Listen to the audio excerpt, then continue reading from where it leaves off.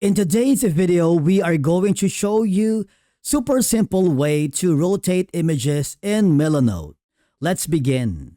Now, the first thing that you need to do is log in using your credentials and go to the board that you wanted to rotate the images. Okay, so click on it. And then, of course, from here, you can simply click on the image you want to rotate. For example, I'm going to be choosing this one. You see, once it gets selected, there is a white border and handle around it.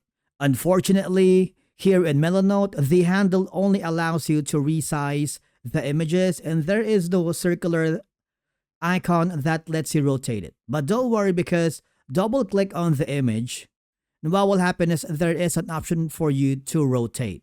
Okay, click on it and you have multiple options here. You can crop, rotate left, right, until you have the desired images that you wanted for it to be rotated.